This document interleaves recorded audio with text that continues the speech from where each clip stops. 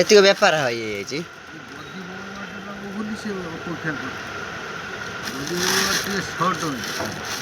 ସେଟା ଆମେ ରଖିଦେବୁ କ'ଣ ଫ୍ରେଶ୍ ପଇସା ଯେଉଁ ଦୋକାନ ଦେଲା ତାକୁ ସେଇ ତାର ଖୋଲିଲ ସେଇ ଓଡ଼ନଟା ସେଇଟା ଏଇଟା ହଁ ବାପ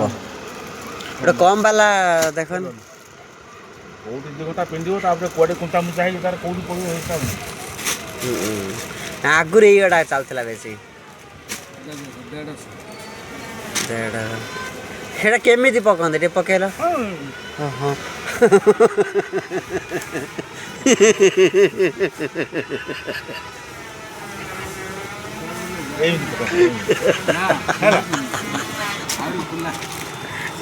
ତାଙ୍କୁ ଦିଅ ସେ ପକେଇଦେବେ ସେ ପକେଇକି କହିଦେବେ କେମିତି ସିଏ ପକେଇକି କହିଦେବେ। ବଢ଼ିଆ ହେଇଛି। ଏଇ ମଝିଟା ତା ମୁଣ୍ଡ ଉପରେ ରହିଲା ପାଖକୁ ଟିକେ ଟିକେ ଉଳିକି ରହିବ ଆଉ ବହୁତ ଲମ୍ବା ଅଛି ଟିକେ ଟିକେ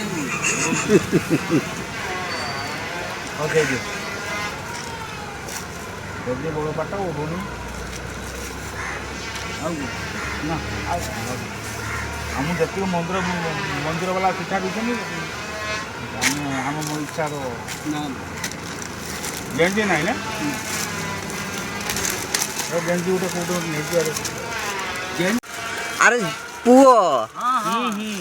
ସେ କ'ଣ ଖାଲି ଆସିଛି ତାହେଲେ ଡ୍ରେସ୍ ପିନ୍ଧିକି ଯଦି ବସିବେ ତାହେଲେ ଏଇଟା କାହିଁ ନେଉଛନ୍ତି? ଦେହରେ ପକେଇବା ପାଇଁ ଦିଅର ପକାନ୍ତି ପିନ୍ଧ ହଁ ହଁ ହଁ ହଁ ଏଇଟା ନହେଲେ ବାହାଘର ହେଇପାରିବ। ଏଇଟା ମନେ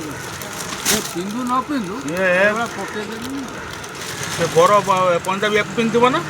ଫୁଲି ପକେଇକି ଗେଞ୍ଜି ଥିବ ଏଇଟାକୁ ପିନ୍ଧି ପଡ଼ିବ ଏଇଟା ଉପରେ ମାନେ ଉପରେ ବେଢ଼େଇ ପଡ଼ିବ ଉପର ପାଇଁ ଟେନସନ୍ ନାହିଁ।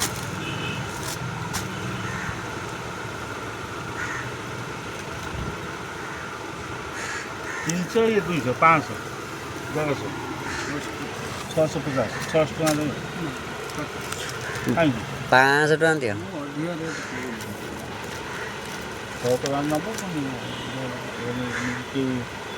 ଦୋକାନୀ ନାହାନ୍ତି କି ଅଧିକା ରେଟ୍ କିଏ ସେ ଦୋକାନୀ ନାହାନ୍ତି କ'ଣ ବହୁତ ନିଶ୍ଚିତ କି ଅଧିକା ରେଟ୍ କୁହନ୍ତିନି ବୋଲି ପିନ୍ଧିଲେ ପିନ୍ଧିବ ନ ପିନ୍ଧିଲେ ବି କାନ୍ଧରେ ପକେଇ ସେ ବାହାଘରଟା ହେବା ଦରକାର ଏଇଟା ପଡ଼ିବ ବଟ ସେଇଟା ନେଇ ଚାଲ ହଁ ଏଇଟା 8 ହାତ ଅଛି ଏଇଟା 7 ହାତ ଛୋଟ ଲମ୍ବା ତ ସେ ଗୋଡ଼େ ଗାଡ଼େ ଏଇଟା ସେ ଖାଲି କାନ୍ଧରେ ପକେଇ ବସିବେ ବୋଧେ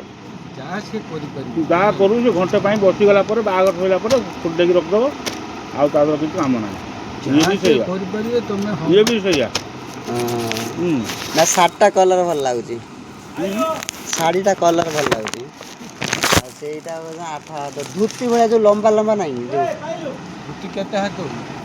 ଏଇ 7 ହାତ 8 ହାତ ଧୋତି ଅଛି ଦେଇଯିବ ଜଲ୍ଦି ବଡ଼ ପାଠ ଲେଖୁଛନ୍ତି ଯେଉଁଟା ଯେଉଁ ତାର ନିୟମ ଜଣେ କହୁଛି ଜୁଡ଼ ବ୍ୟବହାର ଦେବ ଜଣେ କହୁଛି ଧୋତି ଟାଉଲ୍ ଦେବ ତା ମନ ଯେଉଁ ଭଳିଆ ହେଲା